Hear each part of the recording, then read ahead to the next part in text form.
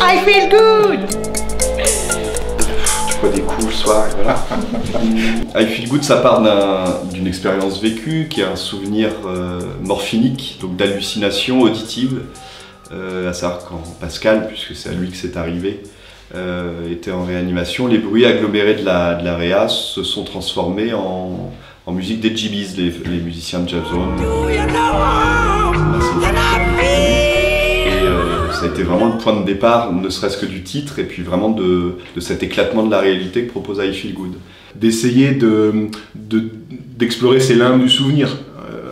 Qu'est-ce qui reste de nous, de nos histoires vécues? Mais qu'elles soient autobiographiques ou pas, finalement, enfin, c'est toujours la même chose. À partir du moment où on l'écrit, de toute façon, c'est plus son histoire. Et hier, c'est très drôle, le premier tract que je donne dans la rue, le monsieur me dit « Ah ben, j'ai passé un mois en réanimation ». Et donc, forcément, à partir de là, c'est plus mon histoire, ça devient une sorte d'histoire commune, et puis tout le monde sait ce qu'est un hôpital, malheureusement. Et tous les matins, elle entre dans la chambre de Monsieur Renoir et dit « Bonjour Monsieur Chenoir, bien dormi ?» Un autre matin, elle franchit la porte. « Bonjour Monsieur Menoir, bien dormi ?» Le lendemain. « Bonjour Monsieur Senoir, bien dormi ?» Jusqu'à la fin des temps. « Bonjour Monsieur Sautoir, bien dormi ?» C'est étrange qu'elle n'arrive pas à m'appeler par mon nom. « Bonjour Monsieur Prenoir, bien dormi ?» Mais puisqu'il est sur toutes les étiquettes collées sur tous mes objets personnels. « Bonjour Monsieur Brenoir, bien dormi ?» Mon nom, elle n'arrive jamais à se souvenir alors que je suis devenu un habitué. « Bonjour Monsieur Serroir, bien dormi ?» Cette inexactitude coupable ne me laissera pas très envie de lui laisser visiter mes entrailles. « Ah bon? Et pourquoi ça, Monsieur Denoir ?» Si sa mémoire est aussi précise pour l'anatomie que pour les noms de famille. En la laissant m'opérer, elle risque de me retrouver avec une amputation du bras alors qu'elle avait m'ôté la vésicule. Ah oui!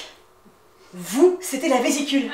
La particularité de ce spectacle, c'est qu'il n'y a pas un auteur, un metteur en scène et une interprète. C'est-à-dire qu'il est co-conçu. Donc par Vincent, qui a la mise en scène, mais par Aude et par moi-même, qui sommes finalement tous crédités à une forme d'écriture. C'est notre façon de faire, à Pascal, à Aude et à moi, que de ne pas envisager le théâtre comme un rapport de force, mais d'être bien, de donner à entendre un plus humain.